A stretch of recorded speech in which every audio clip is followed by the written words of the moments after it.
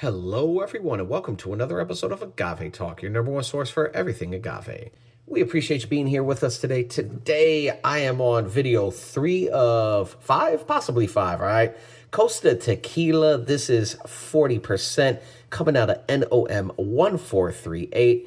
If you've been following the series, I started with the Blanco. I got the Reposado as well last week. Today, now reviewing the Añejo, and I'm excited. This is a newer brand to me. It released in 2019, so they've been around for a little bit, and finally getting to try it out. I'm excited for sure. Always like trying new brands. The Blanco was solid. I really enjoyed the Blanco. The Reposado, you know that's my least favorite expression. I like the Blanco way more than this, but I'm curious what this Añejo is going to taste like. They even have a cafe offering. I'm going to be doing a video on the cafe for all my coffee lovers, but today I'm focusing on this Añejo. The Añejo itself is 16 months. The Añejo is 16 months, resting in American oak barrels. The Reposado was 8 months, and, you know, like I said, that Blanco was solid, so I'm hoping the Añejo is. Was not a fan of the Reposado, but normally I'm not a fan of Reposados, right? So they're saying always chasing the sun. You can see very minimalistic sun going on. You got that sunset, and I'm about to try this out. Not going to go too much in depth into the brand. I did that in the Blanco video, but what's unique about this brand is they're actually using a 50-50 balance of highland tequilas and lowland tequilas. If you're not sure what that means, well, where these agaves are growing, there's a lowland, like in the valley, they call it the valley, and then they have the highland, Los Altos, right? So those valley lowland tequilas are usually a bit more peppery, a bit more earthy, with more minerality to it, where those highland, Los Altos tequilas are a bit more floral, a bit more fruity, right? So you got peppery earth, spicy mineral, and then you got airy, fruity, floral. They're using a 50-50 mix, and that's what they're doing. Solid production methods. They are baking in brick ovens, roller mill extraction, 2 to 3 days fermentation cycle, and then distilling twice in copper pots. I'm about to open this up. None of this, I have never tasted this brand before. Starting with the Blanco, go watch that video. I am going to do a vertical flight as well. And let's open this up. You do, if you follow the channel, know I like to slice the necks, keep it clean on any branding up there. And let's pop that bottle. Let your bottles pop. There we go.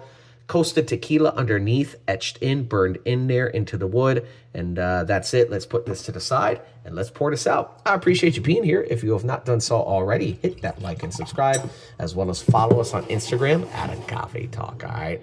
So I got the Añejo here, 16 months in American oak barrels. You could actually bring that back in, let that come in more in focus. Legs and tier-wise, that is solid, very beautiful right in the glass. Not moving anywhere. This is dark. This is definitely dark. 16 months American oak, but that's pretty decently dark. I like that. All right. Well, let's see. Like I said, I really enjoyed the Blanco. It's a bit agave. It was agave forward. It wasn't an agave bomb, grenade, anything like that, but it definitely was a nice mix of the flavors from the lowlands and the highlands. Agave, I was definitely solid, no ethanol whatsoever. Reposado wasn't really feeling, a bit too much vanilla and caramel for me, more so that vanilla flavor. And this Añejo, though, okay, that's a nice oak flavor. There is a bit of, when I get through some of that ethanol, when it's not overwhelming at all, but when I get through some of those oak and ethanol and pepper notes, I am getting some vanilla for sure. But like the Reposado, it didn't smell manipulated, but when I tasted it, for me, it just didn't sit right on my palate. It did taste a bit more overwhelming with vanilla extract, cake batter, right? Vanilla bean, but this right here, it's got a decent smell to it. Definitely oak forward.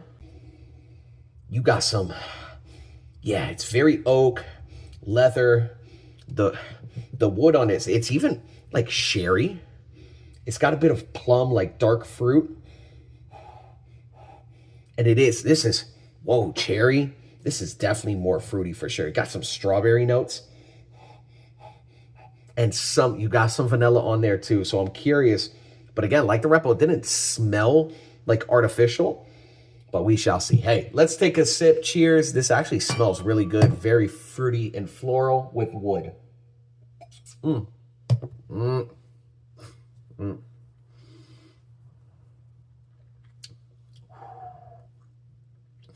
That's interesting. On the very front, as soon as it entered, and it's not sweet. That's where I gotta say, like the reposado, even though like I'm questioning, does it have additives because of the vanilla flavor? It wasn't sweet. It was dry. But it's the same kind of with this añejo, where as soon as it came in, I was like, there's some sweetness there. But after swallowing and blowing out, it got more wood dominant and again dry. That's interesting. Let me take another sip. Mm. Mm.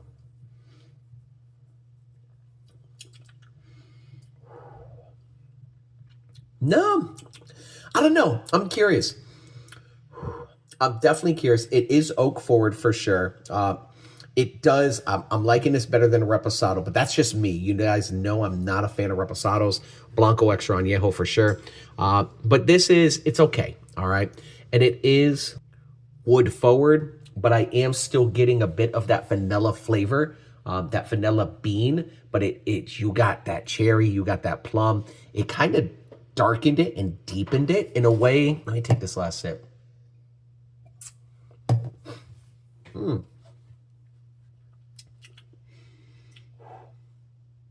Almond.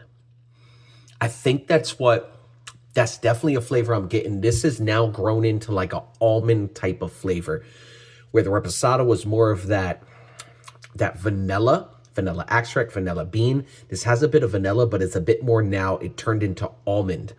And I'm curious. I would like to know, does this have additives? And if it does, it's done in a way where it's more complimentary than actually like overwhelming and sweet. It's not sweet at all, which is great, which then makes me think like, what does it have and what truly is being added and or not to this? And if there's nothing on there, that's great. And the Añejo definitely took that extra aging, did that reposado well for sure. This is okay. This is all right. This reposado, bringing it back, and then the blanco. I'm gonna do the vertical flight. I'm gonna do the vertical flight right now. Let's get it done. And yeah, I'm gonna go get some glasses. This is impromptu, and we're gonna go from there. Give me 1 second.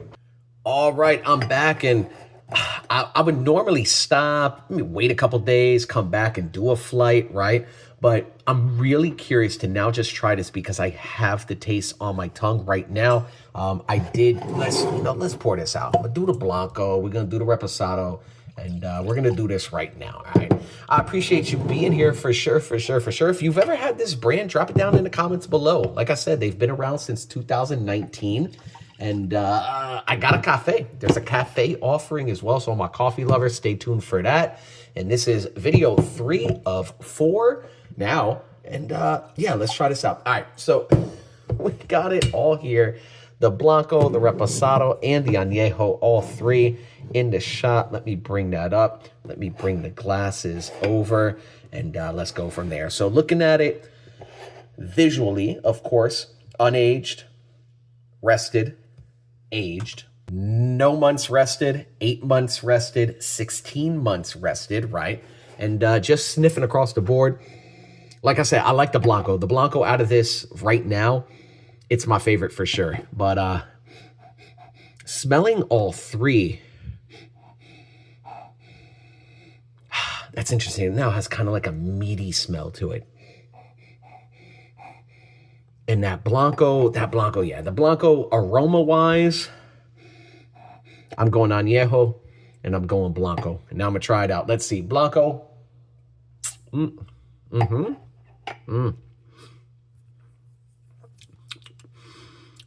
That Blanco is solid. I like that Blanco. I really do. Let's try the Reposado.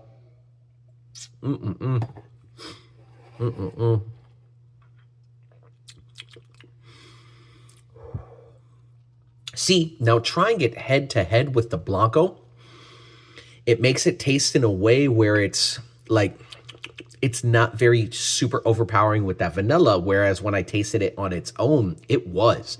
Let's try this Añejo.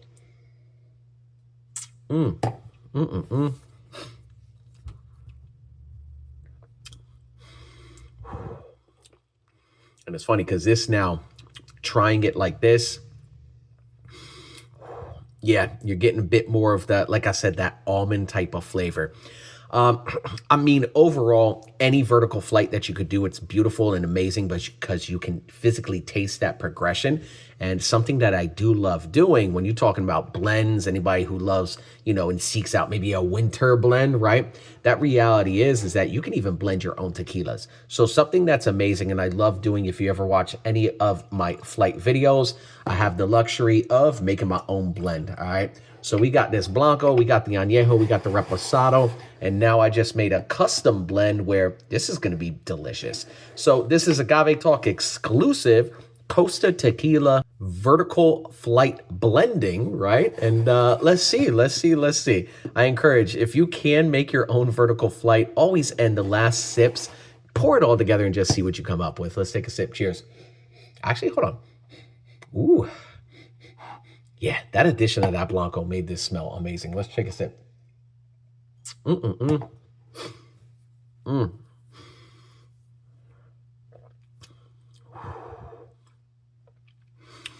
That's not bad.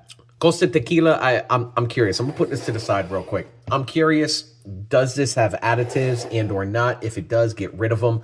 Let the barrel do the work. But also, too, I'm gonna recommend for this Blanco Tequila, enhance some of that agave profile.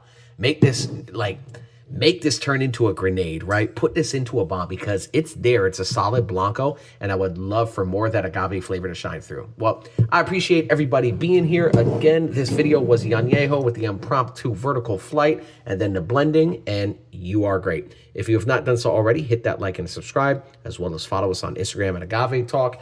And I'm going to take this last sip here. Cheers, everybody.